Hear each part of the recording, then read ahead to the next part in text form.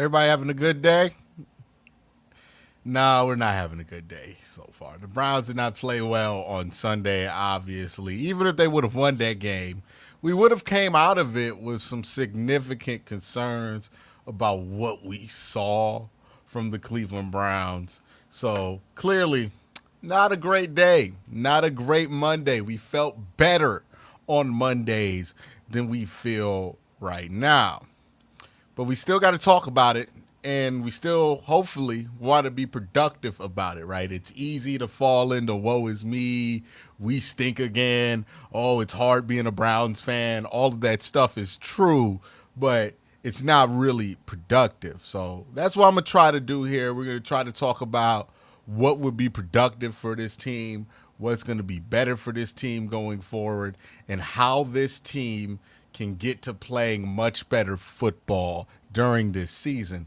Because whether you agree with me all the time or some of the time or none of the time, the one thing we can agree with is that we want the Browns to be fun, right? We want the Browns to feel fun. We want to have fun on Sundays. That's what we want from the Cleveland Browns. And right now, even when they've won, it hasn't really been fun. Jacksonville winning that game wasn't fun. The Browns had 3 chances to win against the New York Giants. They would have been 2-1, but they would have been 0-fun. Stupid. That's a stupid way to put it. But they have not provided the fun. It has not been fun to watch this team. And I think that adds into why people don't feel great about this team. Now, let's dig into that. It's not fun to watch the Cleveland Browns right now. Why is it not fun? Is it just one thing or is it a bunch of things? I tend to think that it's a good amount of things combining that's making us all feel pretty bad when we watch these games. Number one, obviously, we have to talk about the quarterback position. I think that's the number one thing that's making this not fun. But I'm going to put a pin in that and come back to it later, because once we start talking about quarterback, we ain't going to stop talking about quarterback the way we do it on the internet, right? So let's put a pin in that. Let's come back to that later. What is making this Browns team feel so unfun? What makes it that you don't enjoy watching this team? I mean, there have been Browns teams that have been worse and less talented than this one that you felt more fun watching. What is it? Is it just disappointment? I think it's a lot of things. The number one thing outside of the quarterback position that makes this Browns team not feel fun is that offensively, they seem incapable of being able to sustain momentum. Now, look, we're going to talk about the quarterback, but it's not just the quarterback that's creating this problem. It's the offensive line. It's the running back play that you got on at least Sunday. I thought running the ball has been much better for this team in the first 2 games. Last week was not great for this Cleveland Browns run game, but it's that inability to sustain a drive and get the ball downfield. I think there's been a couple of moments this year where it felt like the Browns could really move the football. On that drive where they fumbled, Jerome Ford doesn't catch the handoff. You can blame whoever you want for it, but Jerome Ford drops the handoff. They were actually moving the ball down that drive, and that was like the first time you're watching the Browns. Like, oh, this is fun. When the Browns scored that touchdown at the beginning of the game, they got that ball, they got the fumble, they threw the touchdown. Oh, that was fun. That was fun. But everything else in between that wasn't fun because it's real start and stop. Same thing's going on, by the way, with the defense, and I think this adds into why we're not having much fun at all right now. The defense isn't bad, right? They gave up 21 points to Daniel Jones, and that's not good. But they're not the all-world unit right now that they were last year. So you feel disappointed. You feel let down. Last year when the defense came out and they were all-world, it took us by surprise. And surprises, usually of those variety, are fun, right? Like, it's fun when the defense comes out and plays much better than you expect. But now it's flipped. We expect the defense to be all-world, and they're just good. Yeah, they pitched a shutout in the second half, but they gave up 21 points to Daniel Jones. Nobody's having fun with that. Yeah, they got a couple turnovers. Yeah, they forced a couple fumbles. But, yeah, you gave up 21 points to Daniel Jones. It's impossible to have fun with that, right? And that's why we're not having fun defensively. Because every time they give up a first down, we're disappointed. Every time they give up a touchdown, we're disappointed. When they scored 21 points in the first half, it was impossible for the Browns to be satisfied with what was happening in that game as far as the defense goes, because it's disappointing. It's disappointing. Still, though, the defense is good. It's not a bad defense. I don't think anybody would categorize this defense as bad. But it's not all world. It's not one of the best defenses in the NFL. It's not even in the conversation right now. It's a pretty good defense. And that is a huge fall off from where they were last year. Which brings me to focus on the offense. And somebody's saying here, Gregory H. has a comment here, they got us figured out. I don't think that's the case defensively. I just think you're not playing great football right now defensively. I think the defense will be fine by the end of the year. I'm not really too concerned about it. Their issues don't seem as deep as the offense's issues. But the offense's issues, well, those issues are deep. Now, what tends to happen when you have this many issues on offense, especially online, is people get in a rush to point a finger, to find somebody else that's the problem instead of the guy that they don't want to be the problem, and point the finger at somebody else. That is what we are in the midst of in the Browns community. That is what we are seeing happening right in front of our face, is this bum rush to point the finger at somebody else and say, hey, the offense is bad. We all see it, but it's not my fault. It's that guy's fault or that guy's fault. Hey, it's not this guy I like. It's that guy's fault. It's this guy's fault.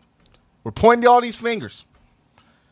I've seen people who are diehard on the Deshaun Watson hill blame everything but Deshaun Watson. I've seen people who are diehard on the Kevin Stefanski hill say it must be something else other than Kevin Stefanski. I've seen people who are offensive line stands, defend the offensive line. You're seeing it all over the place. People are picking their guy that they don't want to be the problem and deciding that everybody else is the issue on offense. And if that one thing got fixed, oh, my guy would look a lot better, right? Like I've heard people formulate that Deshaun Watson would look like an all-pro if he got better at blocking from the offensive line.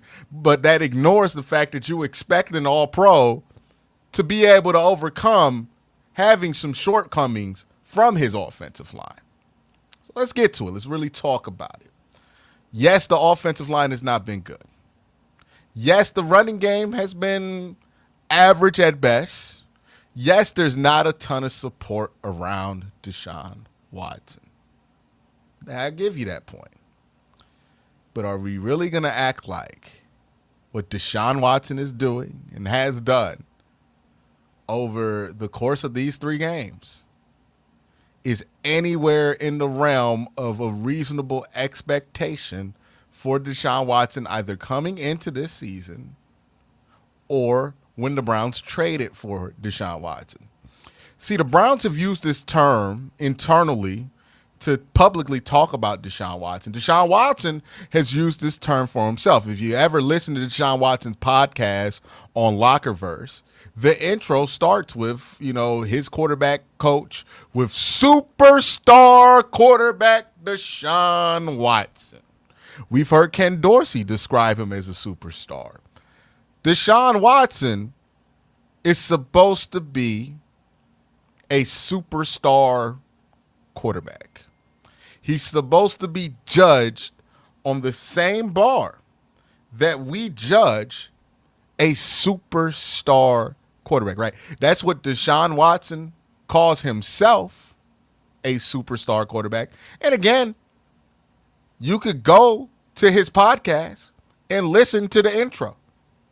It doesn't say NFL quarterback Deshaun Watson. It doesn't say pretty good quarterback Deshaun Watson. It doesn't say, hey, if things are right around him, you can win a couple of games quarterback Deshaun Watson. It says superstar quarterback Deshaun Watson.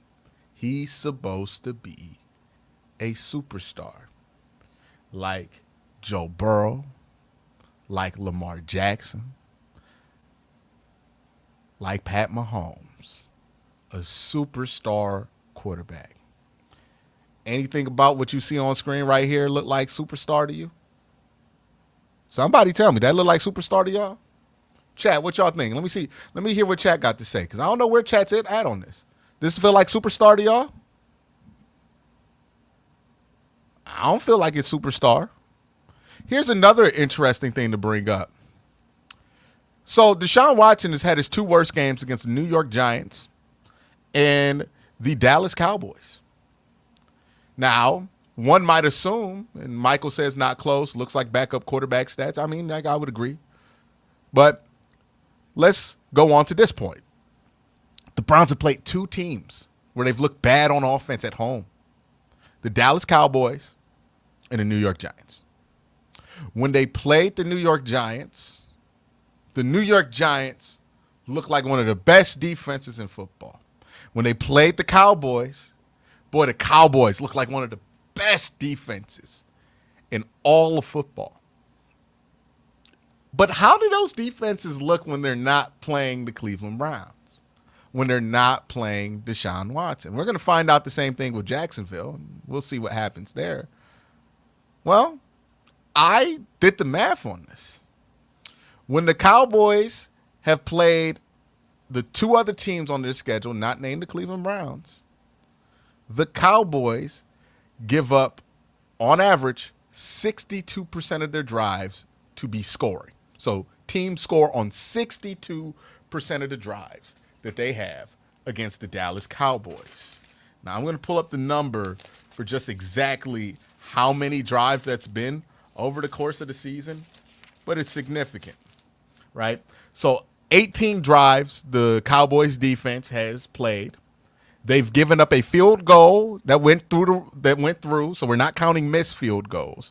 So a successful field goal or touchdown on 11 of 18 drives. That's the Cowboys.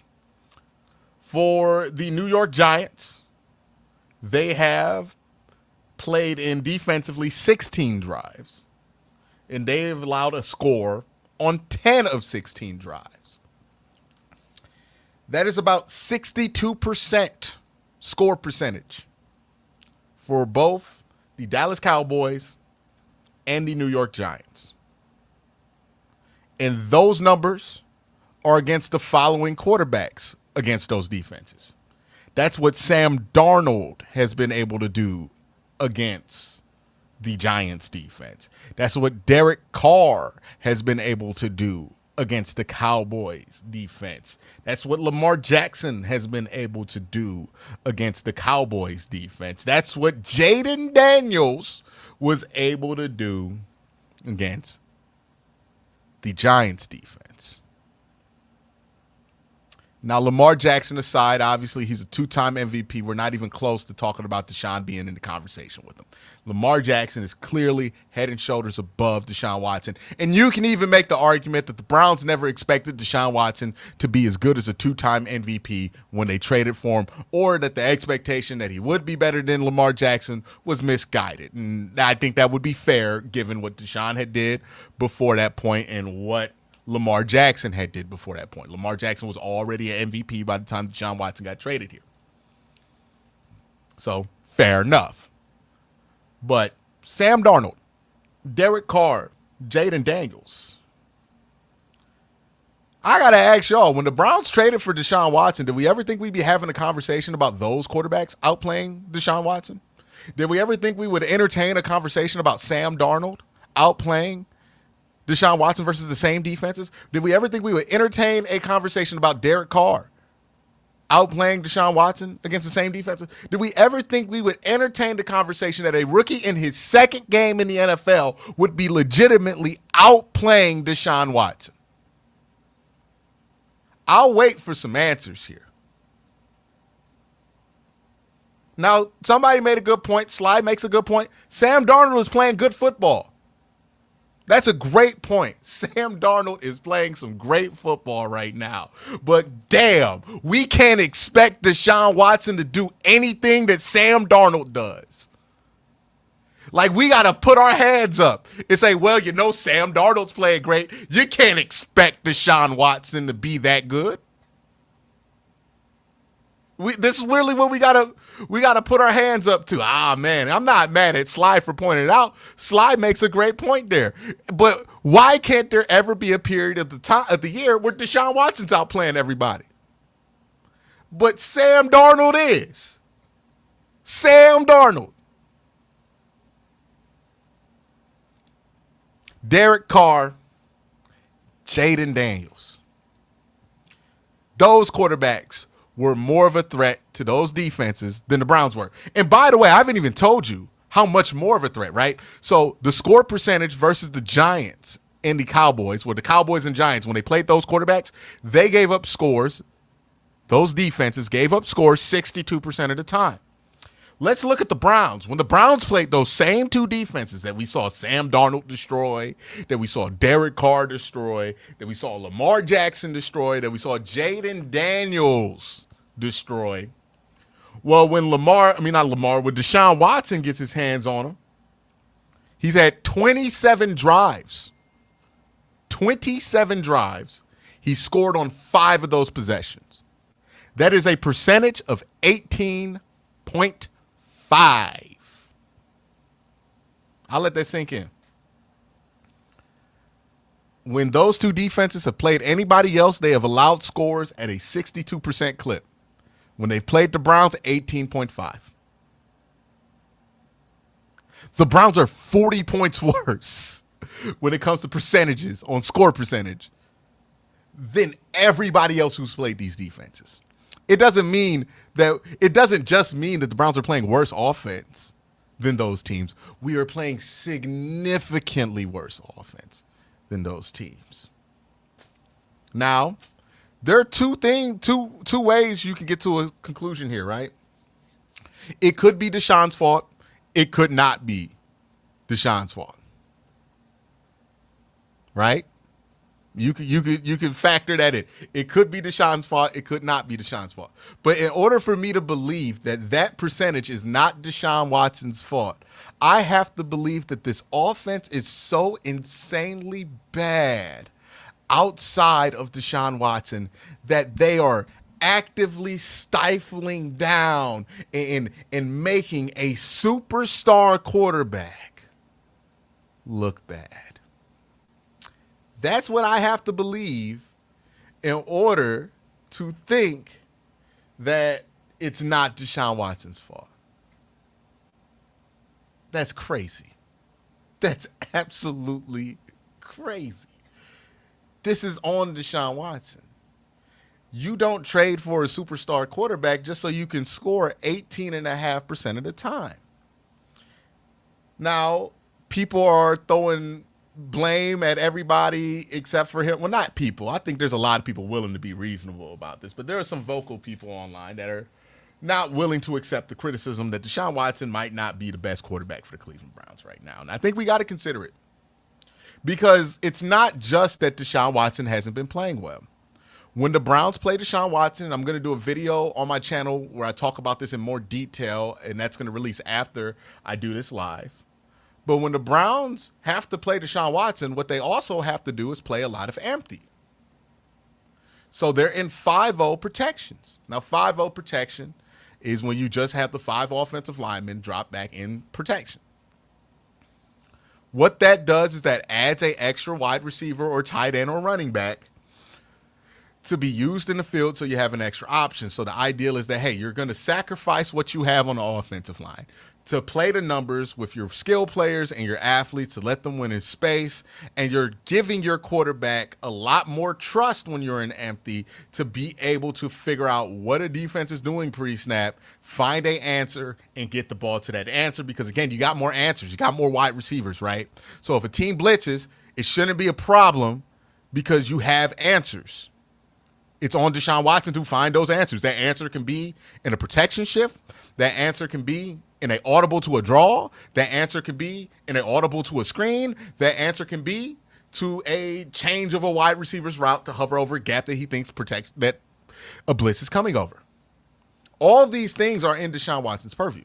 Yes, the offensive line is not playing well, but also Deshaun Watson is in the position he's in because they expect Deshaun Watson to be able to find answers if he's blitzed. He is not. This is a worrisome regression here for Deshaun because he wasn't this bad versus the blitz in 2022. He wasn't this bad versus the blitz in 2023, but he is horrible against the blitz in 2024. It's concerning. He has less reason to be bad against the blitz this year than he did in 2022 and 23. In 2022, he was coming off of a season. Well, not a season, my bad. He was coming off a 700-day layoff. I wouldn't blame him for being a little bit rusty on finding answers for blitzes in that level of a layoff when they're blitzing you and timing you up that way. But no, he was better against the blitz in 2022 than he is right now. Go look up on Pro Football Focus. He had a 74 grade against the blitz. Then, in 2023, he had a 75 grade versus the blitz. He was able to find answers. Was able to get first downs. Now this year, he's completely useless versus the blitz. And it makes less sense because he should be more familiar with the offense, more familiar with his teammates, more familiar with what the answers are, and he has more tools in his tool belt that the team has given him to find those answers versus blitzes. Look, man, there's a reason why when the Panthers switch out Bryce Young for Andy Dalton, it looks a lot better. Not because Andy Dalton is a significantly better quarterback at this time than Bryce Young, but when Bryce Young is out there, you're going to play empty because that's how he plays. You want to play Bryce Young like an elite quarterback, but he's not elite, so it has horrible results. We saw this happen with Baker Mayfield when the Browns tried to put Baker Mayfield at empty and test him like he was an elite quarterback and make him and lean on him to find answers. He couldn't do it. He looked awful. He looked a lot like this. A lot of the same things we talked about, same things here. With Deshaun Watson, you've taken somebody, we've had somebody who's looked good like that in 2020, and he's just regressed. Now he can't be out there and empty. And the question is he useful if he can't be out there and empty? Do you get the most out of Deshaun Watson if he can't be out there and empty? I don't know. I really don't know. It doesn't feel like the answer to that question is a yes. Feels like a concern. So now that we've gotten that elephant out the room, right? Because I don't want to talk about what's wrong with this team outside of Watson without addressing that Watson is a big part of the problem right now. Because if you don't do that, then people will take whatever you point to as a problem and say, oh, man, Quincy, it's all the offensive line. You're right. It's not that. But if you're looking for problems on the Cleveland Browns, you could get a hat, put a bunch of names in it, pick a name out of a hat, open it up. Yeah, you found yourself a problem. It's a lot of problems. I see people don't want to blame Stefanski. I do think there's some blame for Stefanski. And here's why Stefanski is to blame. Even though I don't think he's the issue for why they're getting sacked or that his play calling is bad and everything else, I don't think that's the problem with Kevin Stefanski. But at some point, Stefanski's going to have to evaluate this and recognize that his quarterback is not good enough to be out there and empty. And I'm concerned about that because when this time came for Baker Mayfield, Stefanski refused to acknowledge it until the end of the year. We basically left Baker Mayfield and empty the whole year. After it was obvious, like after week 8, that he could not do it. Right now, it's obvious that Deshaun Watson is not that guy anymore. He can't do the empty stuff anymore. I need Kevin to not recreate the same mistake from 2021 and make a move. If he has to put in Jameis, he has to put in Jameis. If you got to adjust how you use Deshaun Watson and he doesn't like it, he's got to adjust. But you cannot live in empty. You got to make an adjustment. because what we saw last week is the same thing the Raiders are going to do. It's the same thing the Commanders are going to do. It's the same thing the Ravens are going to do. It's the same thing the Bengals are going to do. And, oh, my God, can you imagine Pittsburgh does to this offensive line if they're in empty all day? You got T.J. Watt one-on-one against DeJuan Jones. You got Alex Highsmith one-on-one against whoever is playing left tackle. You think that's going to go well? And then you got Mike Tomlin's fingerprints all over that defense, so it's going to be confusing as hell. We've seen Deshaun struggle with trying to decipher things. Like, we got to adjust how we're using the quarterback position. If you don't want to change out the starter, you got to adjust the approach. The approach is not great.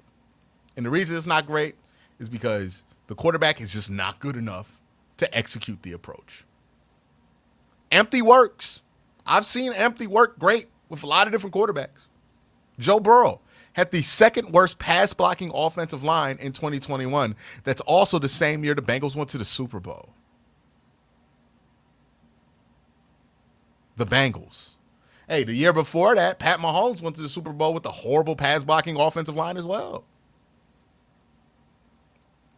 When you have a good quarterback in empty, they can mitigate those problems. But they got to be a good quarterback, a great quarterback, a superstar quarterback. And the Browns don't have a superstar quarterback. I don't mind swinging and missing, right? And we'll talk about this overall with Andrew Berry and his culpability over this, because I do think there's something to say there. But overall, if you're looking for a problem for the Browns, you can pick a name out of a hat, point at that guy, and say that's a problem. But we got to be real about what the problem is with the offense. It's structural. It's about how they're playing. It's about all of the empty protections. It's about why they're in empty protection to begin with. It's because they think they have a superstar quarterback, and they don't have a superstar quarterback. And let me tell you, nothing makes an offense look bad like thinking you have a superstar quarterback when you don't have a superstar quarterback. Name me one scenario where a team, I will go down the list actually. Russell Wilson. Want to know why those offenses in Denver look so bad with Russell Wilson? Because they thought they had a superstar quarterback. He was no longer a superstar quarterback, and you paid the price. Cam Newton at the end of his career. Carson Wentz every time somebody tried to make that happen as a starter. The end of Matt Ryan's career. Whenever you think you have a superstar quarterback and you draw offense up around the superstar quarterback and he ain't no superstar no more, it's going to be a problem. Hey, Big Ben was a legitimate superstar at one point of his career. But at the end of his career, he wasn't. And the Steelers' offenses look like it. That's the fundamental issue going on with the Cleveland Browns. You can fix the offensive line. You can get a better run game. You can add Nick Chubb, and it'll make things a little better.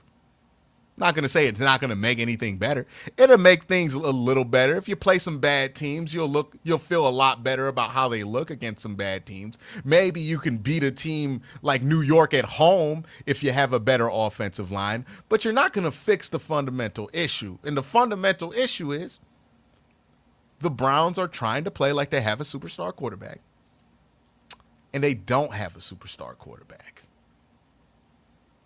Do with that information as you will. Because, look, you're not going to have Jameis come in and run the same exact offense, and he's not going to look like a superstar quarterback either because he's not a superstar quarterback. You got to adjust. You got to accept that the dude you traded 3 first-round picks for, the guy that you paid $300 million, $230 million for, the guy that we spent the last 2 years defending despite nobody else wanting to give him the benefit of the doubt, the guy we spent the last couple of years hoping for, he's just not a superstar. He's not the superstar we thought he'd be. He's not the superstar he once was. And it no longer benefits the Cleveland Browns to play him like he's a superstar quarterback. Now, that brings me to another part of this thing, right? Because it's not just about what's happening on the field. There's somebody else that's standing over this that needs to be discussed. And let's discuss it. And I want to know, hey, chat, real quick. I want to know, can y'all guess who I want to discuss next? There's people mad at me because I think Lamar Jackson's a good quarterback. I mean, brother, do you not watch? Let's see, chat. Can you guess who's next? You saying Jed? Nah, it's not a player. I see a couple people got it right. All right. If you know me, you would know I am a noted supporter of this guy. I am a defender of this guy and the decisions he's made. But we got to talk about Andrew Berry. We got to talk about Andrew Berry's culpability over this whole situation. I am not of the belief that Jimmy Haslam forced Andrew Berry to trade for Deshaun Watson. I am not of the belief that Jimmy Haslam forced Kevin Stefanski to go along with it. I think all three of them thought it'd be a good idea at the time. And to be fair to them, and this is why I don't think anybody should be fired for the trade for Deshaun Watson. To be fair to them, when they traded for Deshaun Watson, while it was seen as a dubious and cynical move, given what he's been accused of, people did assume he'd be good at quarterback. Because he was good at quarterback the last time you saw him. He was a superstar at quarterback the last time that you saw Deshaun Watson. So they made a big swing, and they missed. And I don't mind taking a swing and missing. I'm not going to want somebody fired because they took a big swing at a player or a coach and it just didn't work out, as long as other things around it are sound. And I think there are a list of complaints about Kevin Stefanski. Some of the complaints are a little bit more valid in my eyes than others. And they're starting to mount up about Andrew Berry. My bad. I think I said Kevin Stefanski. So one of the complaints about Andrew Berry that has been going around is his tendency to draft riskier prospects. I think that's a valid complaint. I don't think that tendency has been helpful for the team. I don't think you've drafted good prospects because of that. I think it's been a bad idea for the Cleveland Browns. They have not hit on any of these dubious personalities that they've drafted. It has not helped. Now, you haven't destroyed the locker room because of it. You still have a decent locker room culture. But it hasn't been helpful. Another criticism of Andrew Berry is his draft history. And boy, oh boy, did DeJuan Jones do everything he could to make Andrew Berry look ridiculous on Sunday. Because DeJuan Jones and Martin Emerson have been the crown jewel of what Andrew Berry has been able to do from a draft class perspective since he's taken over as the GM, because not only were those guys very talented players, but those guys were very talented players that were drafted in day 3 of the NFL draft or day 2 of the NFL draft. And that's been the tip of Andrew Berry's cap.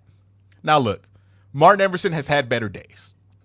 DeJuan Jones has most certainly had better days. But if you only watched this one Browns game, and I told you that those were the 2 best draft picks the Browns have had in the last couple of years, boy, oh boy, would you want to fire the GM. Because those 2 were awful in this game. Martin Emerson, for whatever reason, could not do a thing about Malik Neighbors. And let me be clear about this. It wasn't just that Martin Emerson couldn't do a thing about Malik Neighbors. It was that he was not even ever really close to doing anything about Malik Neighbors. And that was a horrible look. Horrible look. They ended up putting Denzel Ward on him. And Denzel Ward, like Denzel Ward does, shut down Malik Neighbors, and we never heard from Malik Neighbors again. He actually was pretty bad in the second half for the New York Giants, once they made that adjustment. But that first half happened. It was bad for Martin Emerson. Again, Martin's going to play better football. DeJuan Jones has some really bad habits. I think a lot of people are chucking this one up to like, oh, DeJuan Jones is out of shape. He needs to play himself into shape.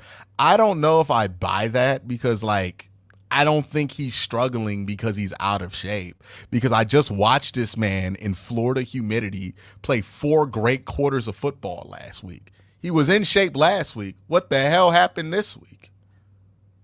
I don't think he's not in shape. I think he has bad habits, horrible habits. And he was able to get away with those, or he's able to get away with those habits a lot of the time. Because DeJuan Jones is freakishly large and freakishly long.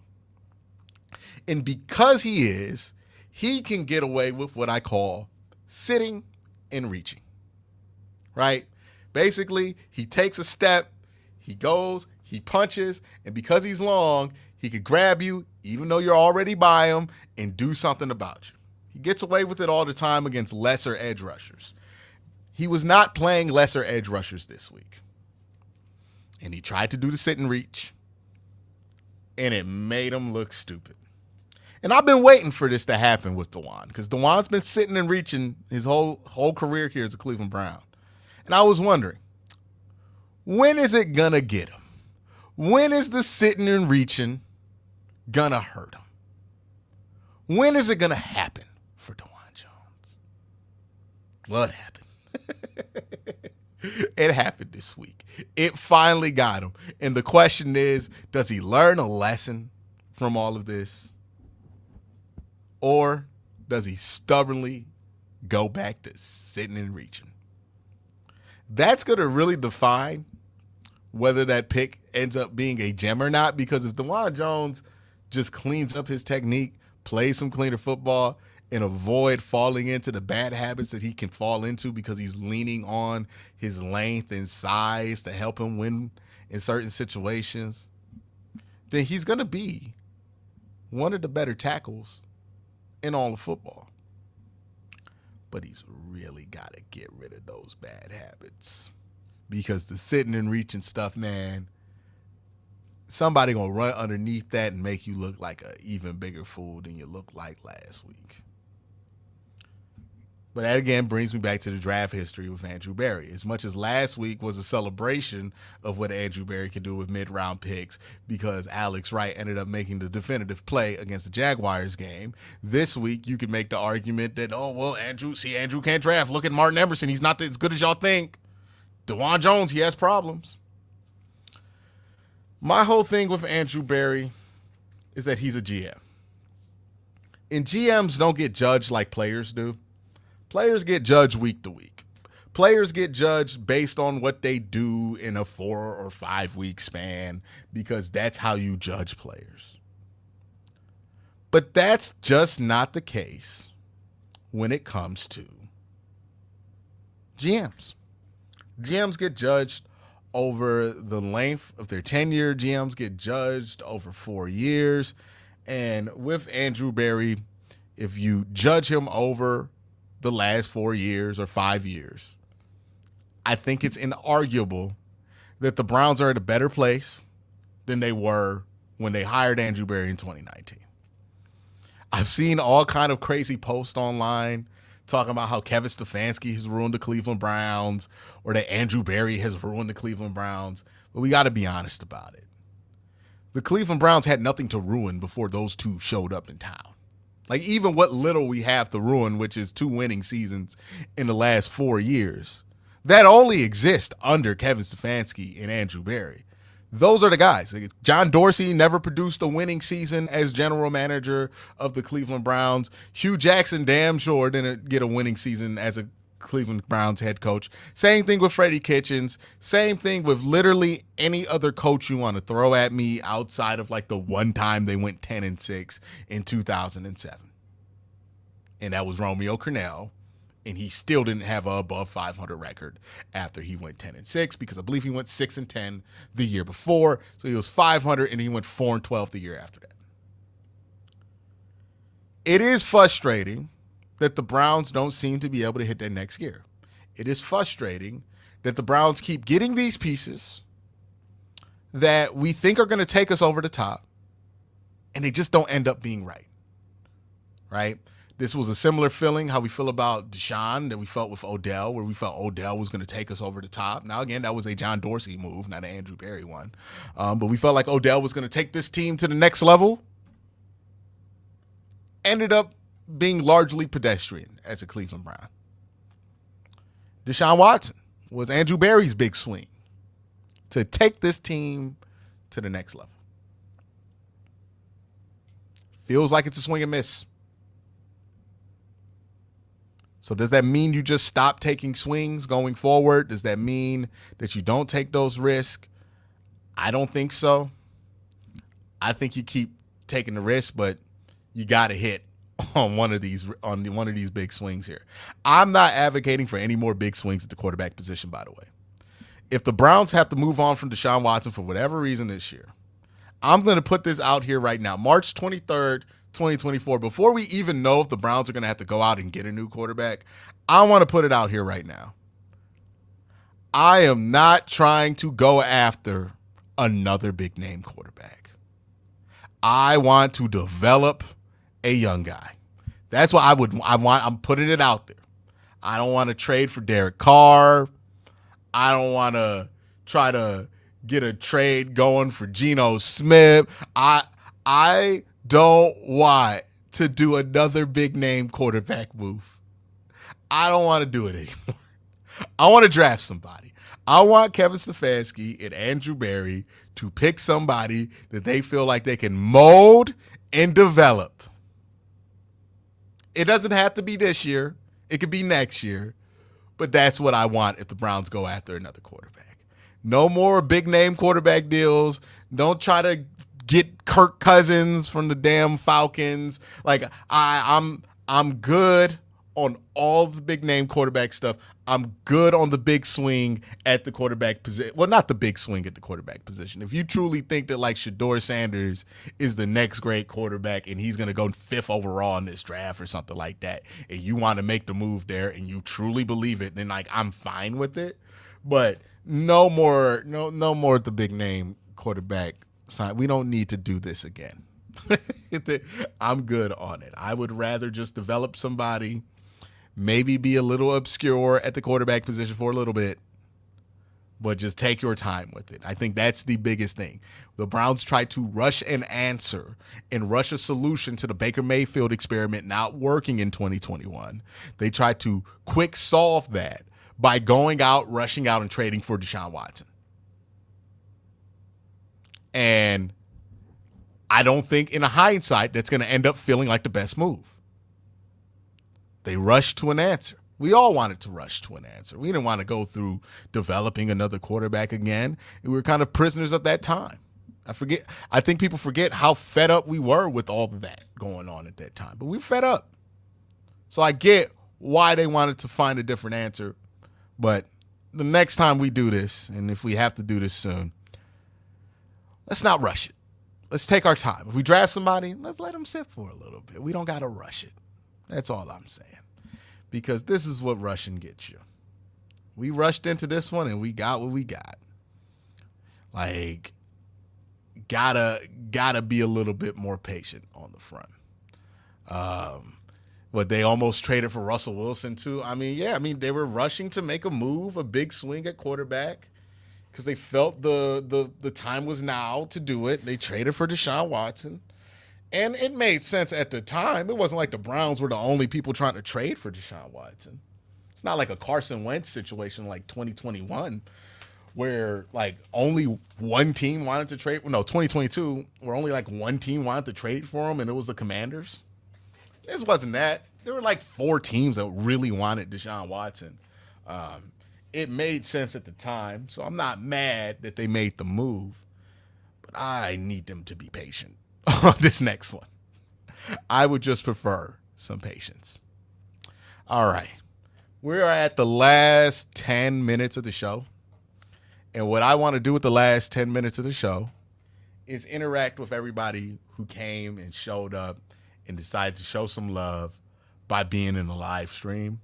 So let's get some questions going. We'll talk about whatever you guys have on your mind. I know you guys have a lot on your mind right now, whether it is about anything that I said or just anything going on with the Browns that you want to talk about here. So let's open up the chat. Let's get to some questions. Okay, we got our first one here from Chef Brank. I hope I said that correctly. Do you think we could fix the offensive line by the bye week?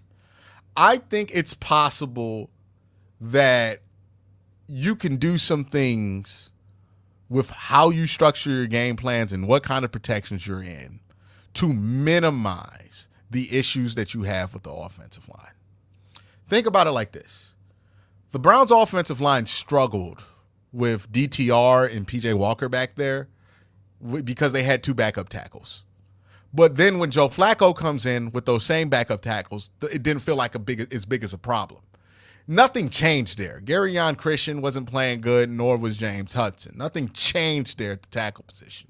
But what did change was the Browns' approach to protections, right? They knew they had Joe Flacco in there. They knew Joe Flacco is not mobile, and they knew they had to create a strong pocket there. So they had more people in for protections. They had a different game plan, and they kind of played it differently.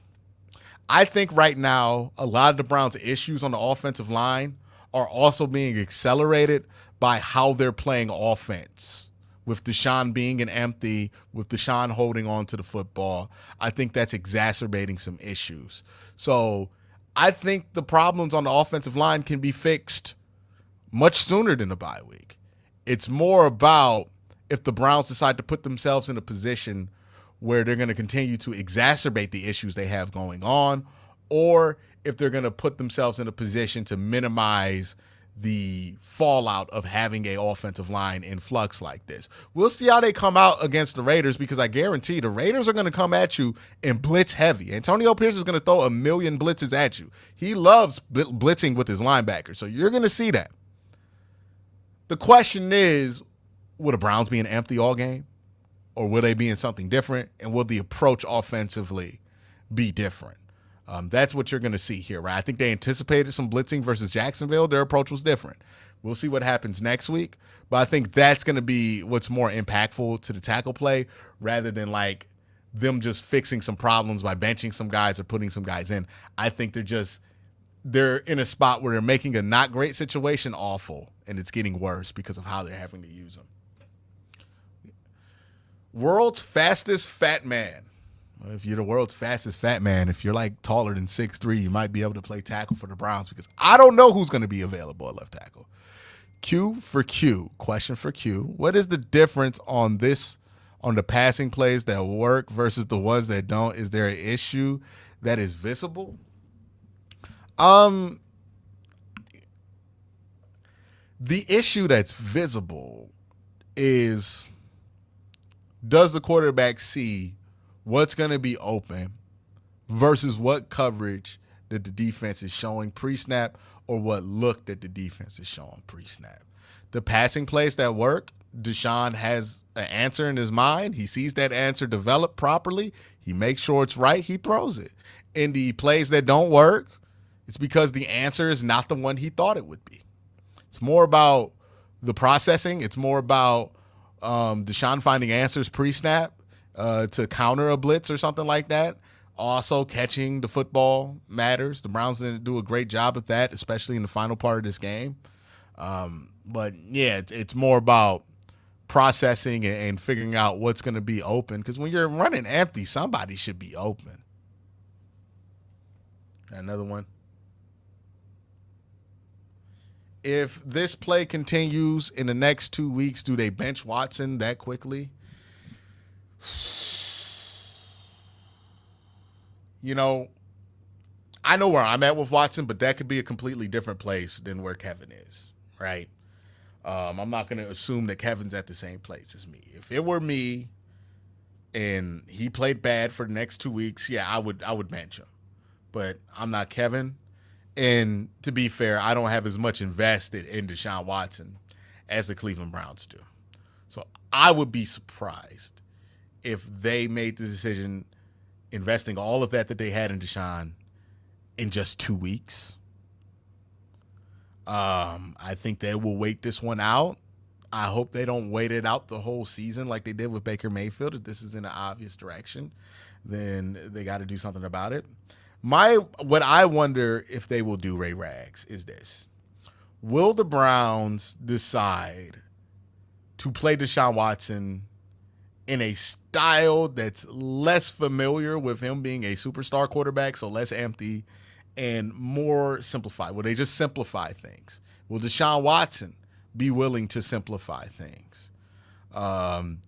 That's really the question, right? Because I think they will go to that before they want to bench him. And even Deshaun Watson will probably want to go to that before he gets benched, because I don't think he wants to get benched either, because of the public humiliation that would be involved in this. Now, there is a question of if this will come to a benching. The NFL does have a current investigation out on Deshaun Watson, and that might make the Browns' decision for them. But, yeah, that's where I would be. But I'm not sure, given everything that they have invested in Deshaun, that I can trust that that's where the organization would be. Michael says this. Do you think Deshaun can run Kevin Stefanski's wide zone, play action, 12 personnel West Coast game? I mean, we've seen him try to do it. It hasn't been the greatest look. There are times where he looks like he can do it. What I worry about with Deshaun Watson is the very specific regression that he's had this year in 10 to 19-yard throws, because that's the bread and butter of that Stefanski system, is getting those 10 to 19-yard throws. That's what Joe Flacco did well. That's what Jacoby Brissett did well. When Baker Mayfield was playing well in this offense, that's what Baker Mayfield was able to do well. This year, Deshaun Watson has always been good at that, right? He was always good at that in Houston. He was even good at that in 2022. He was strong at that in 2023. This year, Deshaun Watson has been as bad as he has ever been at any specific yard distance split in his career at 10 to 20 yards for the Cleveland Browns passing the football. And that's a huge concern, because if he's not able to hit that area consistently with accuracy, then you can't really run that offense, because so much of it predicates on you being able to do that. Like, the reason it didn't work with DTR when they tried to run that offense with DTR was DTR couldn't consistently get those 10 to 12-yard throws or that 10 to 19-yard throw. He could only hit the short stuff, and then teams just sat on it. And that's kind of what's happening with Deshaun Watson right now. Teams are just sitting on it because 50% of his passes are for 10 yards or less. Oh, no, my bad. 60% of his passes right now are for 10 yards or less. He's not hitting anything deep. He's not hitting anything in the intermediate range. And that really concerns me, because you kind of got to stay empty if that's all he can do. Or you got to stay in shotgun if that's all he can do. And it limits your ability to kind of mitigate this damage. And again, they got to have a very real tough conversation. And I don't know the answer to this, because I have not seen what Jameis Winston looks like in this offense. So I'm not saying it's an answer, but the Browns really got to have a real conversation about if the guy that they have at quarterback right now can make the adjustments they need him to make in order to play a style of football that they can live with the offensive line going through what it's going through. If the answer is not yes there, then you got to consider doing something. Because what you can't do is sitting empty. I mean, look, the Browns are going to have 3 young players potentially on the right side of that line, because I don't know if Michael Dunn's going to be back, which means that Ethan Posey could be playing left guard again, and Joe Bitonio could be playing left tackle, which means on the right side of that line, we're going to be talking about DeJuan Jones. We're going to be talking about Zach Zinter, a rookie, and we're going to be talking about Nick Harris, who has not played more than like 15 games in his NFL career. And that's a lot of inexperience that you're going to have on one side of the line, and then you're going to throw them in empty. Teams are going to blitz that so fast. They're going to overload it and sim pressure you to death, and you're not going to be able to do anything about it. They got to adjust here. It's not just the quarterback making them adjust. It's also the situation on the offensive line that's making it clear they got to adjust. And that's the big concern here. But that's about all my time that I have with you. Do we got time for one more question? If we got time for one more question, we can put it on screen. Yes, we do. Dragon Cuddles. Quincy, do you think Jameis is more of a natural fit for Stefanski's offense? Pocket passer, good at play action? I think that Jameis could be a good fit for the Browns offense. The one thing you worry about Jameis is that, I saw a game last year where he played against, I think it was against the Vikings. He came in for Derek Carr halfway through, and Jameis threw a football across his body, right? The thing with Jameis is that he can do a lot of the stuff the Stefanski offense asks him to do. The question is, like, how erratic is Jameis going to be? How much of a wild card is Jameis going to be? I don't know the answer to that question. Right. I think there's a possibility that Kevin Stefanski gets a hold of Jameis and they mesh well, and Jameis has a bit of a Geno Smith style renaissance. I think that's a possibility. But it being a possibility doesn't make it a guarantee. I think there are elements of Jameis's game that will be very helpful to Stefanski offense. I think Jameis has a live arm still. I think his arm at this point might be liver than Watson's. I don't know if he's more accurate at this point than Watson. Like, Jameis has never been super accurate. But, the arm is still very live. So I think there's a chance that he can run it well. But I think things got to break the right way, too, for that to happen. But that's been my time here on Quincy Carrier Live. I appreciate every single one of you who, on a very unhappy day, decided to come here and talk about the Browns.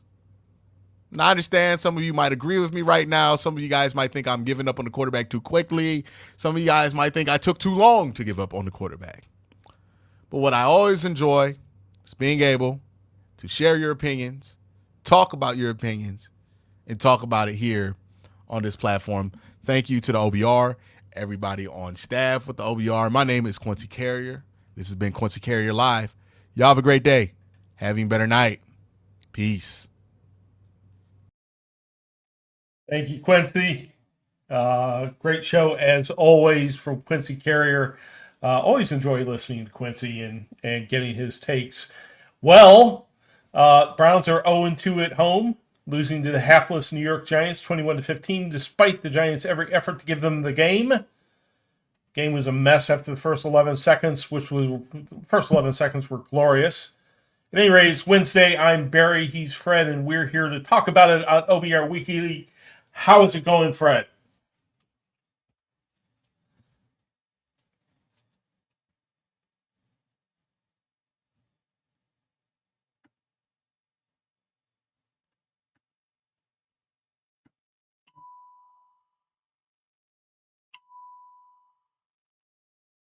Fred, I can't hear you, and I don't think anybody else can hear you either.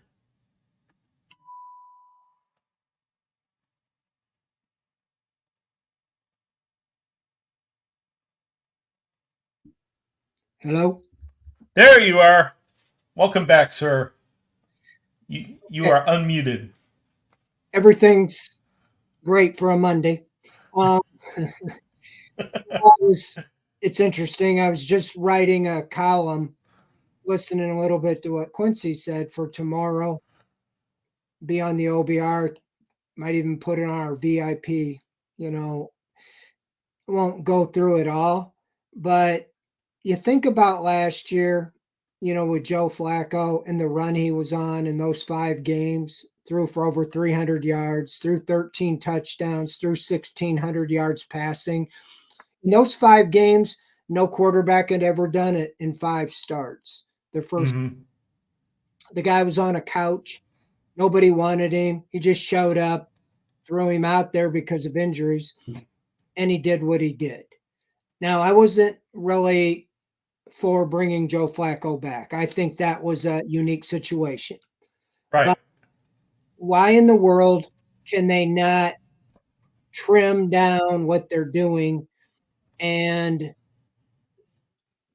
get it going with a simplified offense? They simplified things for Flacco. Okay, first of all, he's not Mm-hmm. mobile, and he was without the top three offensive tackles. If you remember, they were all in injury reserve, so the offensive line was not much better, if not worse. Garen Christian at left tackle and James Hudson at right tackle, and yet they were able to move and throw the ball over the place. Right. They got to simplify this down. You got a mobile quarterback, that might be the problem. But even if it's a 1-2, get rid of the ball. I'll take you no further than the first play of the game. Amari Cooper said after the game, we talked to him, that they were going to throw that pass. That was the play, whether it was on the Giants 24 or on their own 24. That was going to be the first play. Mm-hmm. If you look at it, it was just step, throw down the sideline. Cooper went up and got it. I don't know why. I saw 3 or 4 other plays like that with Cooper in the game. It doesn't have to be just Cooper. Why can't you just get the ball out like that without the pass rush knocking Right. y'all over?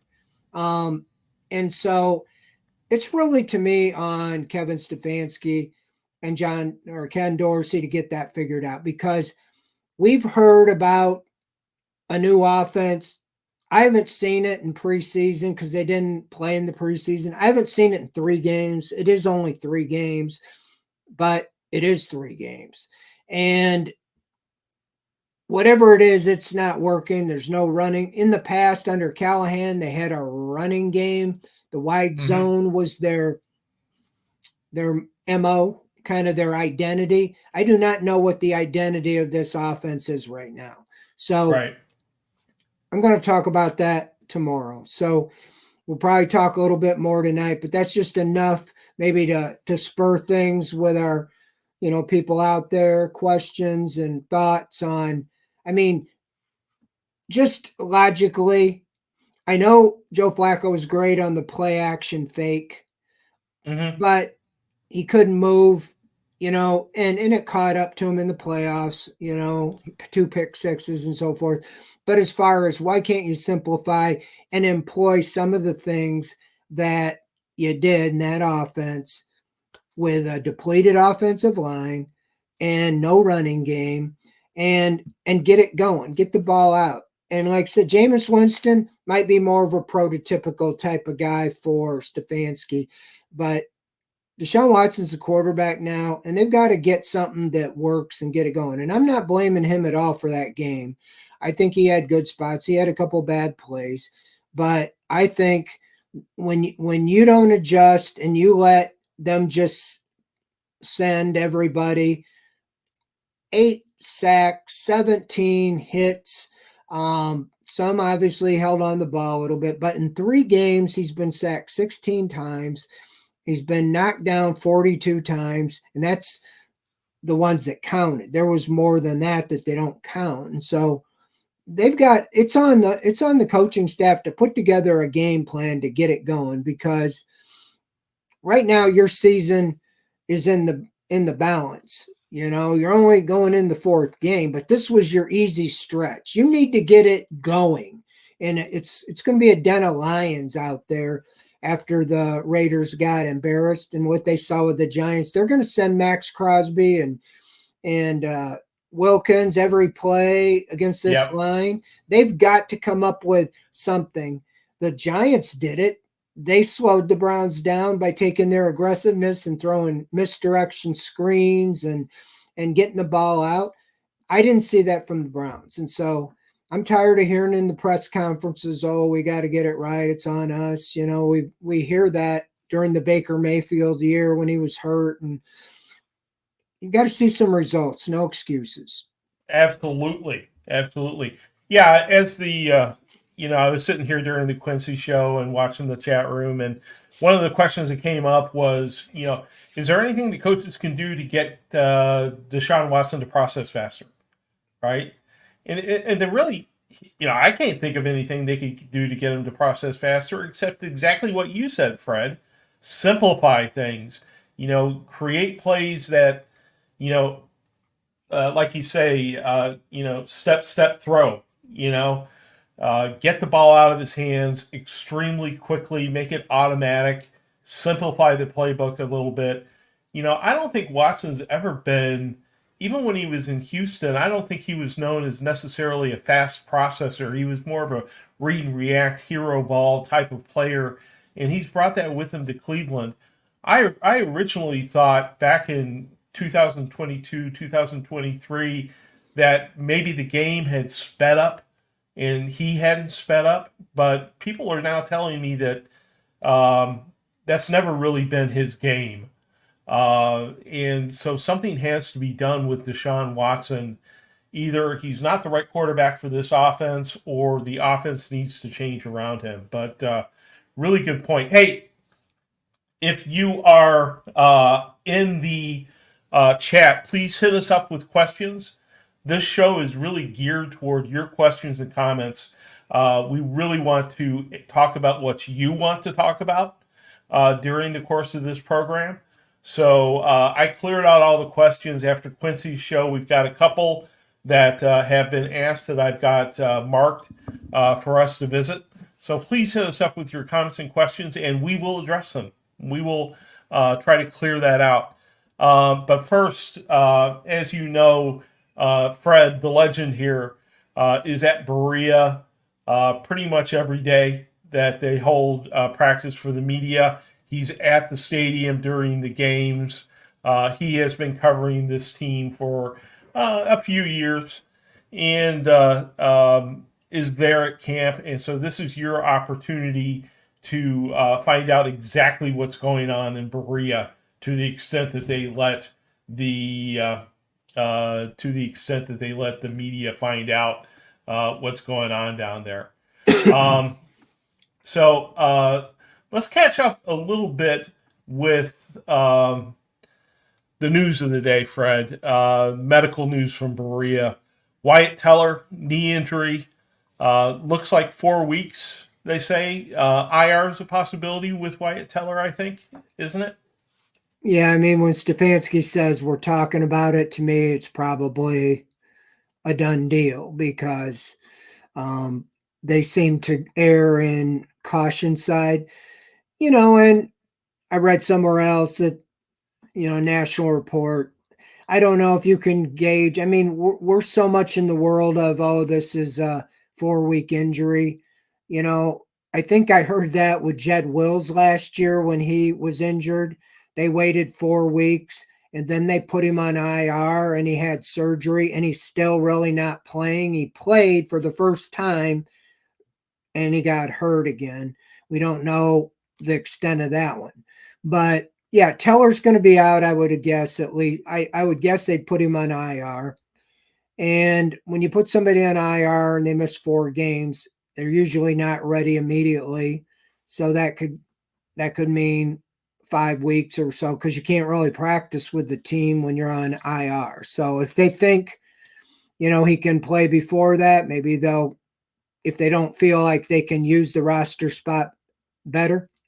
Mm-hmm. But yeah, the offensive line is really, we don't know. You saw some of the things that Lane said in Insider Central about James Hudson or Wills and some of that. And with Teller out, you really got to kind of a juggle the line. I mean, a big one would be if Conklin can come back. If he could come back and if Wills is out and can play left tackle, I think that will help. You have to think DeJuan Jones would be a little better after, Stefanski said that his knee was a little dinged up, but he finished the game out of necessity. Nick Harris has played, so whether he plays center or they move him to guard or Posick to guard or you go with Zinter. Michael Dunn's on the non-football illness, and so that's a 4-week. He could be eligible to come back next week, but that doesn't help him this week. Just like Nick Chubb or Nyheim Hines are also in that boat. But yeah, as far as I think probably the most positive news was Myles Garrett is day to day, meaning they didn't find anything in the MRI that says, okay, he's got a stress fracture or he's got something that will shut him down. He's got the pain. Garrett said he knows the pain. He's managing the pain. He'll give it everything he has. And so that probably means he won't practice, but play on Sunday. And that probably, and 75, 80% of Myles Garrett is probably better than anything else they got. So, biggest news, I guess, was Teller. He did say Denzel Ward, who ended up playing 90% of the snaps, Right. is okay. Now, I saw him when he used his shoulder and bumped the guy out of bounds. He was hunched over and he went right over to the bench. And I thought, oh no, he injured his bad shoulder, but he came back in. So they said he was good to go. So, and David Njoku, he said we'd have to wait till Wednesday. And I saw Njoku walking out of the locker room after the game, no limp. I saw him last week walking around in the locker room. I didn't see anything on his leg or foot. But I realize having an ankle sprain to play an NFL game versus walking around like you and I do. But it would be a big plus to get him back, not only in the passing game, but he's a good blocker and he would help out. I think he's a better blocker than Jordan Akins, and he could really help out the offensive line, at least slow down Max Crosby and some of those guys. So keep an eye there. Hopefully that they can get him back, even if it's on a reduced role. I mean, with the bodies they have. So, yeah, if they don't get Conklin in, Njoku back, or either one of them, it'll probably be Jermaine Ifedi coming up from the practice squad or signed to the active roster to take the place, of Tetler or some outside move. But Browns always seem to start mounting injuries. I've had a lot of questions, and you look at the injury report each week, the Browns is always way longer than the other teams. Right. It seems like the Browns have 10, 12, 15 people listed, and the other team has 3 or 4. I don't know how they get so many injured, unless they're just overkill or they rest more and they have to put them on there or something like that. But yeah, I think the biggest news today was injury front, but it almost seemed like Kevin Stefanski was searching for answers, as well, given the answer of what's the identity. Well, a non-answer there and some of the things I talked about earlier, but they got to get things figured out. This is the NFL, and like we said after the Cowboys, it's not as bad as it appears, nor is it good as it might appear. We know they didn't play that great, but they got to win with the Jaguars. I really thought they'd be able to get back on track on defense and offense and put a complete game together against the Giants. But an 0-2 team is hungry and cornered, they're dangerous. And unfortunately, I think that works against the Browns in the fact that the Raiders got embarrassed by Carolina, who was considered maybe the worst team in the NFL. Right. And now they're going home embarrassed by that game. And the Browns obviously are embarrassed, but you got who wants it more. And this one's on the road. So they're going to have to, put together what they did like in Jacksonville. I don't think the Raiders are that great of a team. I think Jacksonville might not be great, but I think Jacksonville's better than the Raiders right now. Right. Well, Jacksonville looks like they might be headed to 0-3. We'll see. Things are not going well for them as things start off out there. But yeah, both the Raiders and the Browns are going to need this one badly next Sunday afternoon. But thanks for the injury update. Appreciate that. Now, we're going to talk about the quarterback. I don't want to talk exclusively about the quarterback here tonight. There's a lot of things that we have to talk about relative to the reasons why the Browns lost. But obviously, it is a hot topic, right?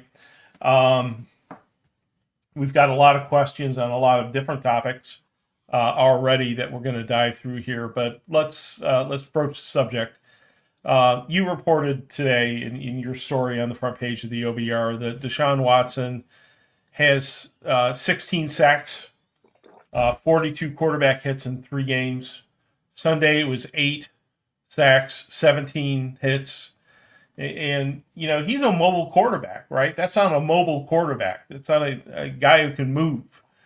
And obviously, it's a combination of a quarterback holding the ball too long and an offensive line that leaks like a sieve, right? And maybe you can throw a complex offense, a long developing plays into that as well. Fred, how do you apportion the responsibility for that, right?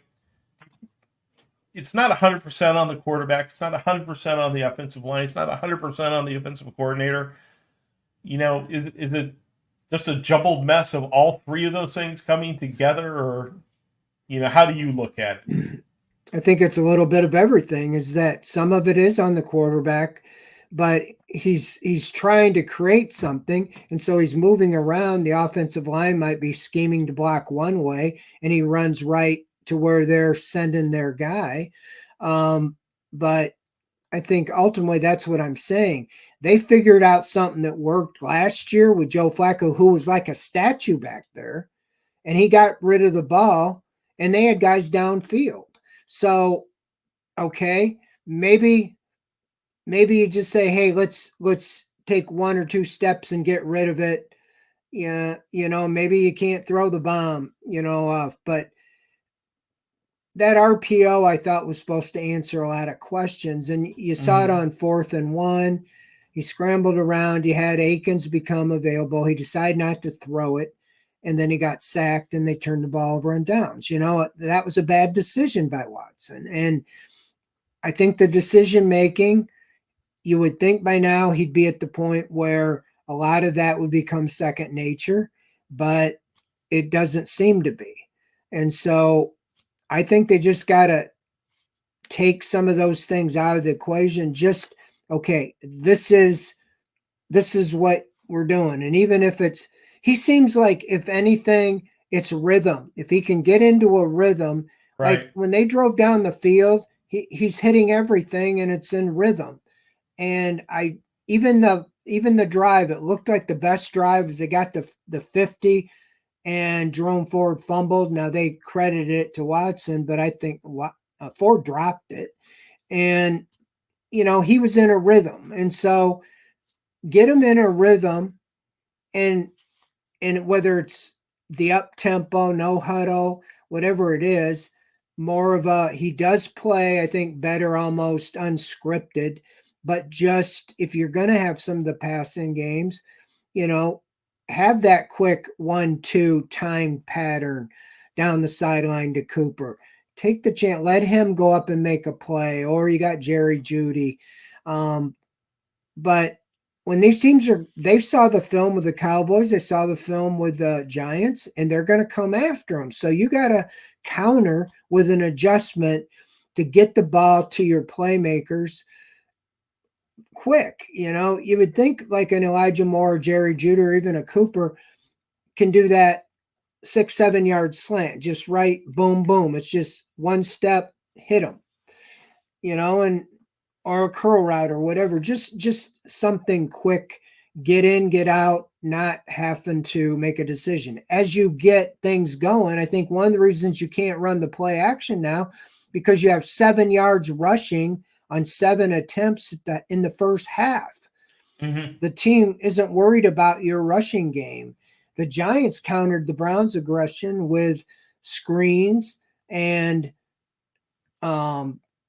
short yardage, bubble wrap passes, quick slant, got the ball to neighbors and different things like that. So I think it's got to be on both sides, but you got to get the plan that your quarterback can handle and get it going. Find something that you feel good about and just simplify and get some success, because we haven't really seen, other than a drive here or there in the 3 games, where there's been consistent success. But if you don't run the ball and the team doesn't respect your run, that makes you one-dimensional. and especially you get behind. It was very similar to the Cowboys in that first half. The defense again played well in the second half, but it was too late. You gave up 21 points, 3 touchdowns. You made, Daniel Jones look like Y.A. Tittle. He was 17 of 19, and they're trying to run him out of town up in New York. And the defense they were over aggressive, and he was hitting those exactly what I'm talking about doing with Watson. Little short passes that are highly, high completion rates. And so the defense gave up them 2 long drives. And then what really killed them was, besides that interception that was Newsome gets the bonehead penalty, that could have put the Browns 14-0 ahead, at least 10-0 ahead. But then the defense let the Giants go 81 yards. So that was a 10 to 14 point swing. And right before the half, 32 seconds to go, a strip sack fumble on Watson. And in 21 seconds or so, the Giants went up 21-7. Yeah. And that was a big hole, Even holding them to a field goal there would have kept them in. So there was just so many things that the defense was culpable for as well.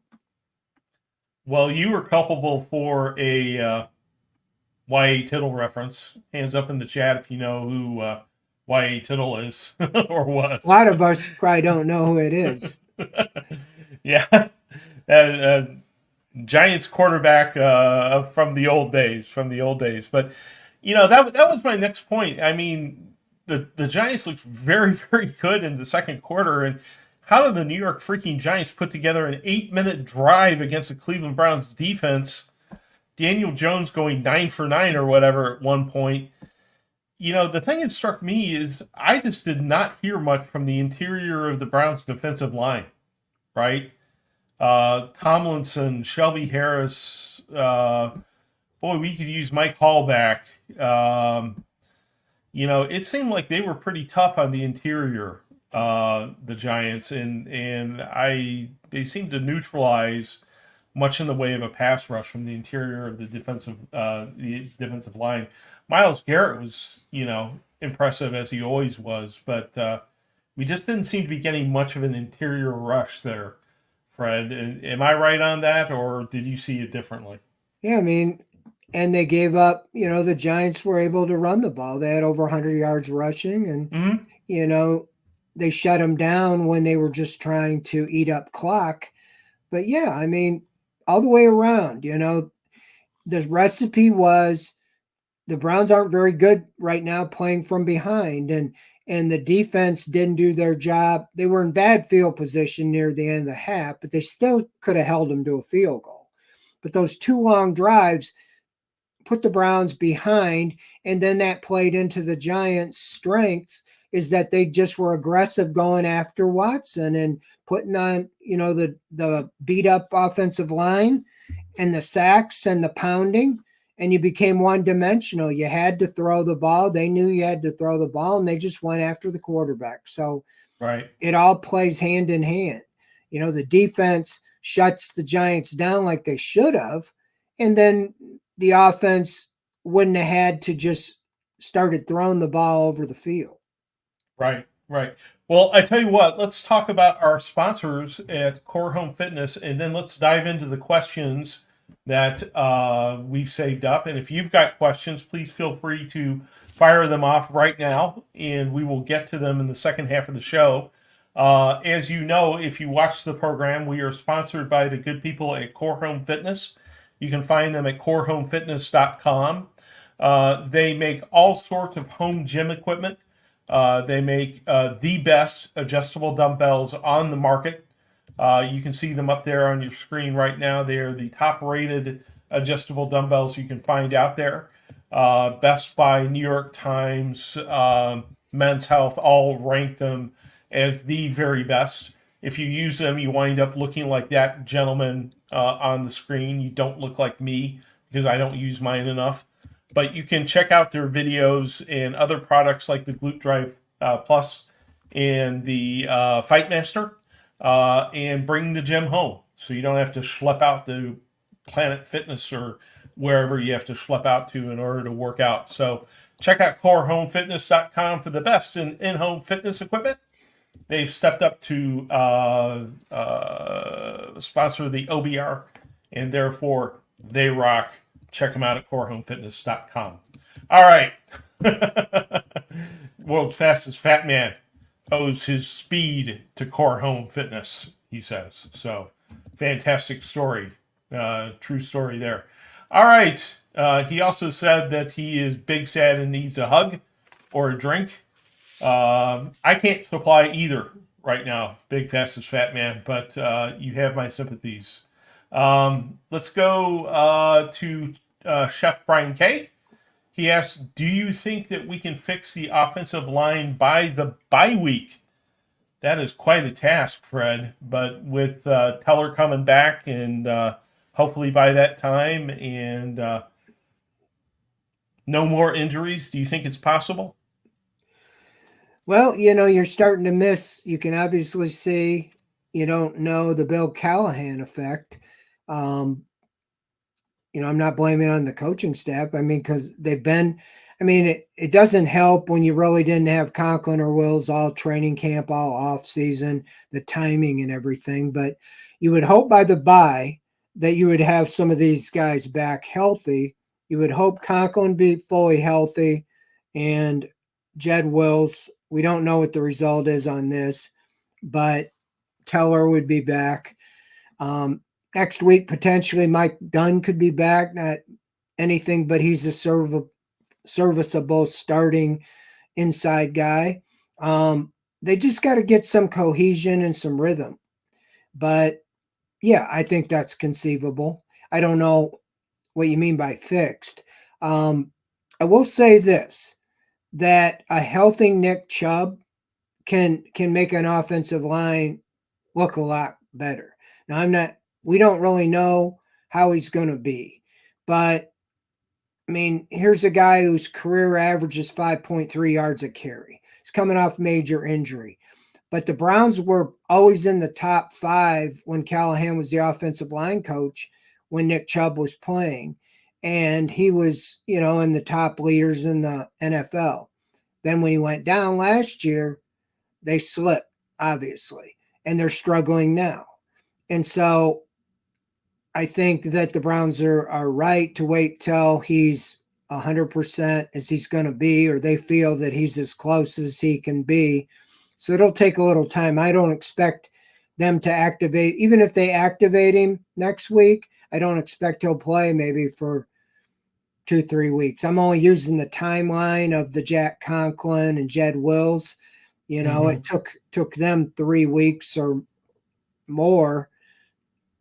Actually, Conklin hasn't played yet since they were activated to play in a game. So, but he would make a healthy Nick Chubb would make a big difference, at the bye, make any offensive line look better, because you don't need, to hold your whole blocks and stuff with him. I think that's realistic. I was expecting maybe more sometime in October, which could be middle of October. I don't know where that weeks all fall into play. I think the buys after 9 games, it'd be nice if you could have him back for that run of the Bengals and Ravens. I think those home games start the division. That would be a big jump. And if he was activated and able to practice next week, maybe he could be ready, within a couple weeks and be ready for a little duty, at home. I think that would be such a lift to have him come out of the tunnel, active, first time he's on the field, against the Bengals or Ravens in one of those games. So we'll see. Yeah, that first home game after the 3 weeks is Cincinnati on the 20th of October. So that would be game number 7. So that'd be 3 weeks after he's eligible to come back. And then the Ratbirds on the 27th, that'd be the 8th week. So either of those would be a fortuitous time for him to return to the Browns. All right. Let's go with another Gregory H. question. I like this question because I just assumed that Denzel Ward would be on Neighbors. And I was surprised to see Emerson on him. And his question is, do you guys think that we should use Ward on the best wide receiver in every game and have him start shadowing people until other corners catch up to speed? Was there any discussion of why Emerson was on Neighbors or how they defended Neighbors? Because he was held down for like the first quarter, and then after that, it was he had free reign, it seemed. Yeah, you know, I like MJ Emerson, but I think he's been anointed a little too early as being a Pro Bowler and all those type things. He's got to be more consistent.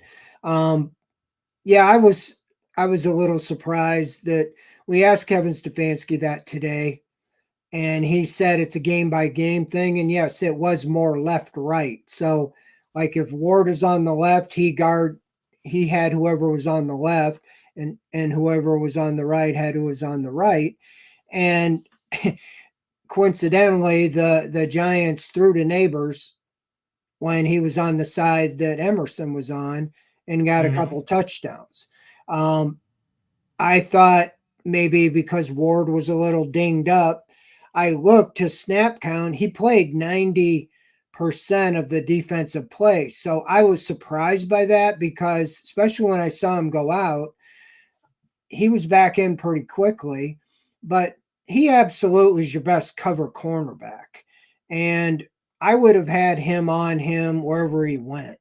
You remember when Chase, with Cincinnati, Ward was just with him wherever.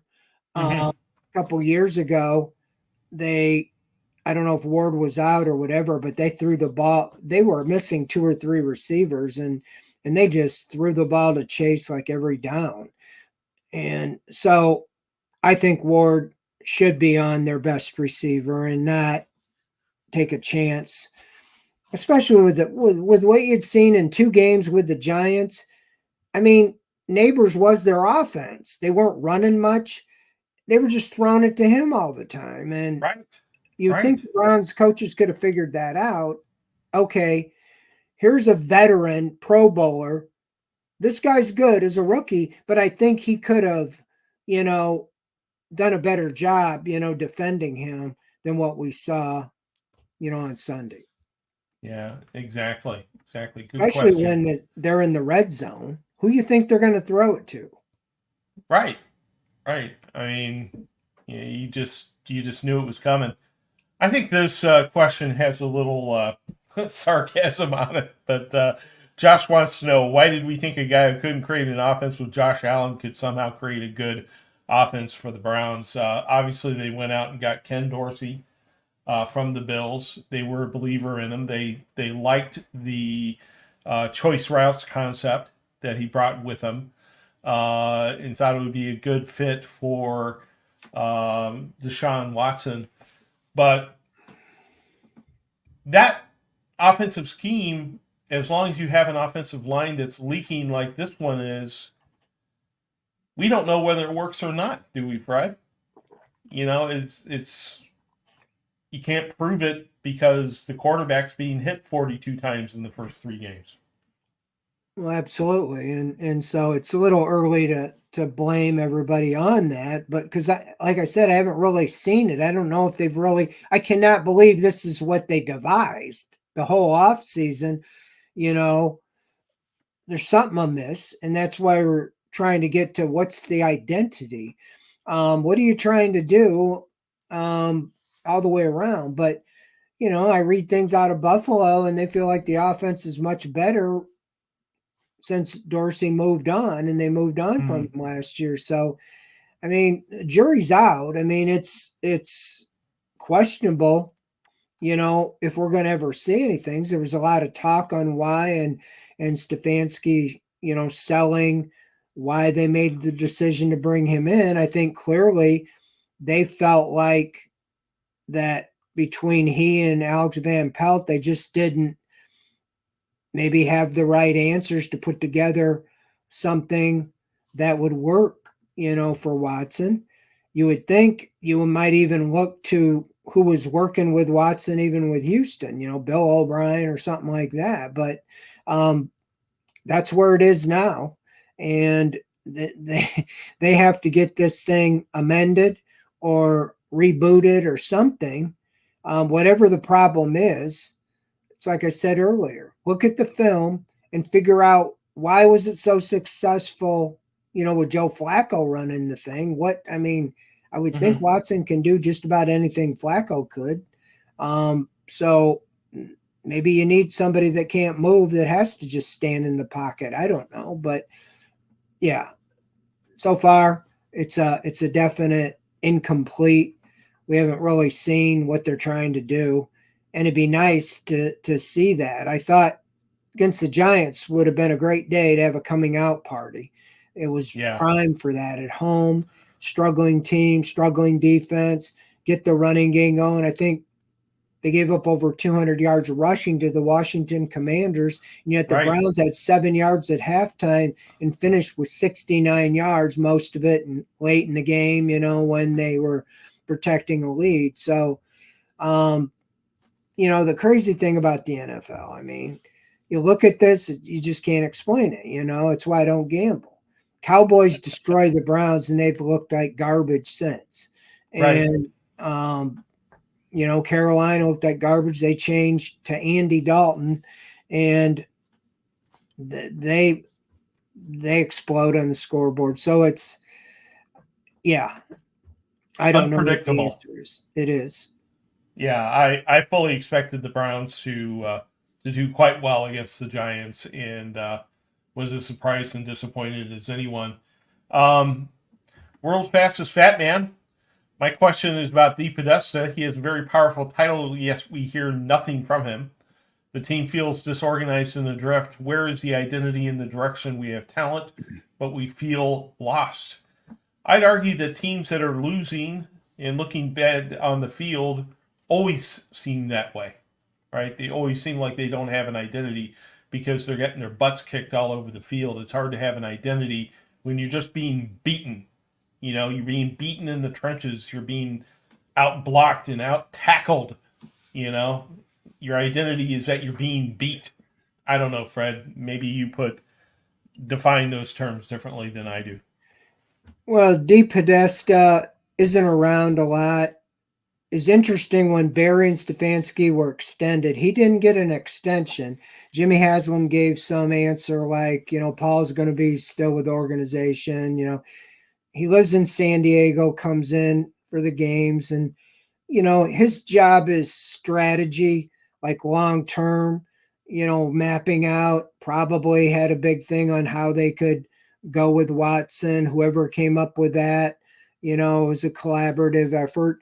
But I don't think he's really running anything day to day as far as the team. I think the biggest problem, and people don't need to jump off the cliff yet, it's all in the offense. I'm looking at the stats through 3 games. The Browns are 31st in the NFL out of 32 teams in offense. They're averaging 279.3 yards a game, which is pathetic comparatively. And they're 24th in rushing. They're 29th in passing.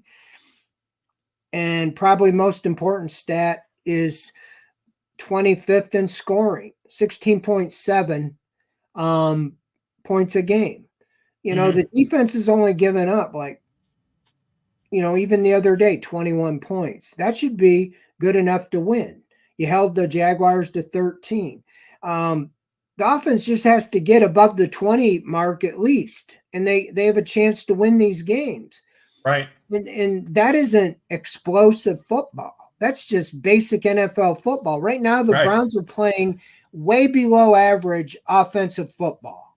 Right. You just have to get whatever it is your identity is, get it, find it, and get it going.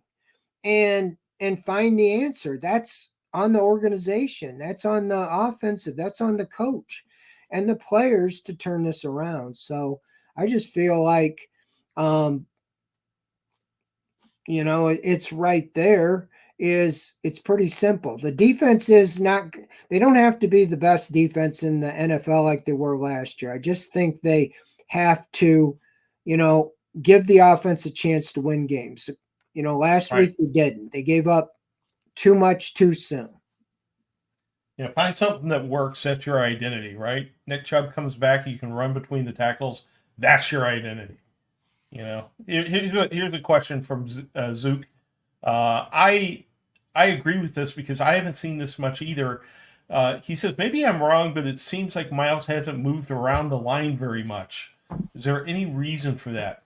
I haven't seen him lined up inside very much. I haven't seen him, over the right tackle very much. It seems like he's in the same spot over the left tackle all the time. Has there been any discussion about that in Berea?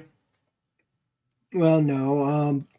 But I did make a note yesterday. I don't keep track. I don't know how many times, but I did see him on the right side at least once or twice. I wrote down yesterday or during the game. I think some of it has to do with his feet. You got to kind of, which one he's pushing off. If one hurts more than the other one, you don't want to be awkward. I think he was on the right side when he was injured or when he was down. He started and he was down after the play. So I think a lot of the consideration is just, what he's most comfortable with. And he's clearly not at 100%. So I don't think if it helps to aggravate it, if he doesn't feel he's as effective coming off the right side versus the left side or whatever it may be. I mean, he's clearly always trying to get a jump and getting called for those offsides. Right. You would think by now he would have that down to just watch the ball, but could be because the feet are bothering him and he's using everything he can to try to get a jump. Here's a question about, you were talking about injuries, right? And how the Browns seem to have a very full injury list every week. And Octodog asks, does the level of injuries reflect preparation, training camp restrictions, the training staff, the medical team? He's just asking why the Browns always seem to have so many injuries relative to the general population of NFL teams. I don't know. I don't know if they just, almost encourage them even the more to go to the trainers. I think the Browns brought in a staff or a group. I don't know exactly what the title is, that just concentrate on level of injuries to try to, make them less if that's possible. It's a violent game and you can't really avoid it. I know they have world-class facilities over there. I've seen it for everything to help them get back on the field quicker. But when they're out in the field, I don't know. I wouldn't say, I don't know if hitting in camp makes you harder or tougher. I know the Steelers do more of that, tackling to the ground and so forth, but then they have injuries. So yeah, I don't know. I don't know if it toughens you up where you don't get injured. I think the human body can only take so much. And, it just might be maybe they just have more guys that are encouraged to go see the trainer. And when you go to see the trainer, you're probably going to get held out. Maybe other guys don't say anything. Right. Interesting question here about the offense. Obviously, the offense looks discombobulated. And the question is, could it be that there are too many changes all at once with all the new coaches on the offensive side? Do you think, this might give us some hope, right? That maybe it's just all the newness and that things will come together in the coming weeks. One can hope, right? Well, it could be. I think there's 6 new offensive coaches. I mean, that's one of the reasons Kevin Stefanski, I think, kept play calling, because he was kind of the glue, so to say, to hold it together. The thinking that you got all these new voices. If you had a new voice calling the plays, it might even be more confusing. So he's been in the ear and the headset, for 5 years. So they're used to that. But yeah, I don't know. I would think it would all be designed, you know, but whatever it is, is you need to kind of go back, find something that's successful and just do it until it's stopped. That's kind of the way I would look Mm-hmm. at it. Like you look at some college teams, I think of Michigan, when they're running the ball and they're just pounding it right down the field, they don't change. Right. Find out what you do well and just do it until you're stopped and then you change. But Browns haven't really found anything that they do well yet in these 3 games. So hopefully, we start seeing it starting this week. Yeah. Quite a difference for me Saturday to Sunday watching the Ohio State offense versus the Browns offense. You referenced Michigan, so I had to answer with Ohio State. Gregory H. says, I hope they sit him, Myles Garrett, for 1 or 2 weeks. I'd rather have Myles healthy late in the season. What are your thoughts on that? I guess not being medical personnel, we can't say whether resting Myles for a week or 2 would help him, but if it did, would you be willing to sit Myles for a week or 2 if it in the long term would help him out, or do we just need him so badly right now that we got to get him out there? Yeah, I mean, you want him as close to 100% as you can have him. I don't, the way he sounds is that this is surgery or something he had on his feet as a kid, and it could result in needing another procedure. He sounds like he's just kind of monitoring and managing the pain and playing through it. I don't know if a week off helps him. I don't know if get him to the bye. I mean, you really want him for sure by the time you play the Bengals in week 6. So, Mm, if I had my druthers, I'd rather him play against the Raiders and sit out against Washington because that's an NFC game, just like Jacksonville was an AFC.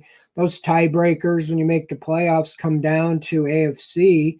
That's the one positive, not beating the Giants. If there is a positive, at least it doesn't count against you in that aspect.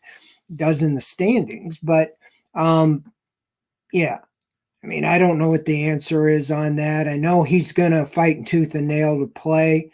right, And so if he doesn't play, that's going to just be the medical people saying this will be the best call for you. right. I want to make sure we're going to wrap up here in just a couple minutes, but I want to make sure I get this question in. Since you are seated way up high in the press box and you can see the action down the field, E. Gillen wants to know, are our receivers getting separation? Are they open down the field? And Watson's not seeing them or can't get them on the ball because he's got edge rusher in his face, or he wants to know if that's a factor in the live passing game. I think there's factors on different plays, but I think the biggest problem I've seen with the receivers is dropping passes. I mean, that ball to Cedric Tillman was between the 1 and the 9. Now I know he's just a young guy, hasn't played much, and unfortunately, Amari Cooper on the 3rd down play was down. I don't know if he had the wind knocked out of him, but after the game, we talked to him. There was no mention of injury. I think he had to set out a play, and that was the 4th down play. So ideally, you're not throwing to Cedric Tillman in that situation, but still, it was right there.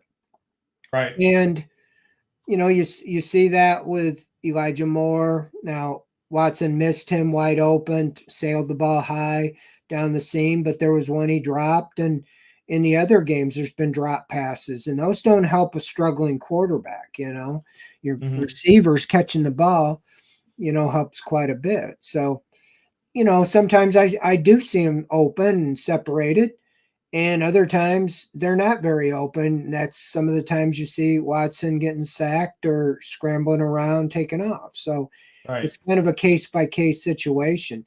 Now, I saw Amari Cooper.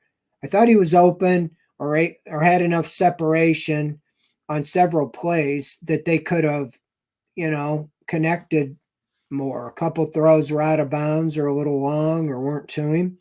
Again, that was under duress by Watson, but he has a propensity to go up in contested plays and come down with it. And he did that. He tight roped the sideline. Besides the touchdown, he had another one, down the other sideline. So I saw something about that. I don't know where all that the Browns had slow receivers. I don't think so. That was Jim Moore and Jerry Jeudy, both 4-3 receivers, and Cooper's not a slow guy. So I was going to bring that up. That was from the Athletic, and they were using mile per hour statistics, right? That they were only 12 miles an hour, 13 miles an hour. And you're absolutely right. These are fast guys. Jeudy and Elijah Moore and Jabari Thrash. These were all, Thrash wasn't playing, but these are all very fast receivers, right? So if they're running slow from a mile per hour perspective, I'm a little confused as to why. Are they getting bashed at the line of scrimmage, or what's going on there? It seems misleading to me. Well, I think Anthony Schwartz was like the fastest guy at the combine or something, and I never really saw that speed because he was getting pushed off his route at the line of scrimmage, and when they tried to run him in jet sweeps, he never had that out of the block speed. It's kind of running, couldn't get around the corner. And what you want is that quickness, be able to stop on a dime like you see Tyreek Hill. I haven't really seen it with Elijah Moore. He was supposed to be, extremely quick. He's, I think, in straight on speed. Yes.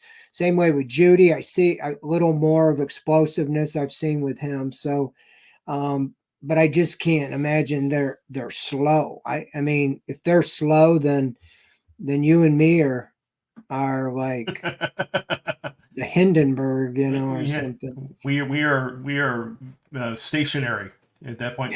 Right. One last question I want to get to before we wrap up here. This is from OptiDog. It says, if you've already answered, I apologize, but when can Hall be expected to return to the defensive line? That is a great unknown. He is on the commissioner's exempt list. It is entirely up to Roger Goodell how he wants to handle it. It is surrounded by mystery and fog, and mere mortals like us cannot comprehend what Roger Goodell is going to do. Isn't that right, Fred? Well, Hall first and foremost put himself in that position. All the retraction or recant still probably doesn't change the narrative. They're doing their investigation. I think you got a couple things there that bother them. First of all, you've got the domestic abuse and the gun, the threat, with the baby and that. I know all the pretty much the legal stuff, is pled down. But the NFL, under their personal conduct, can suspend him.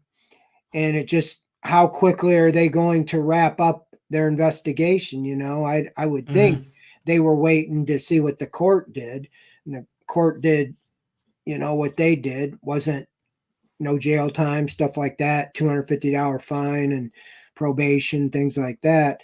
So I would think they would come out pretty soon, with their answer. Because I don't know how much more they can go into it than what the police investigated. So it'd be nice if they just come out and say, okay, he's suspended for 2 games, or he's already missed 3 games. So, or whatever the suspension is, just come up with it. And yeah, they do seem to be dragging this out. Yeah. And so the Browns need that, get it behind it, a serious case, but they could sure use some, like you talked about, the inside presence. They were counting on him to get to the passer from the inside.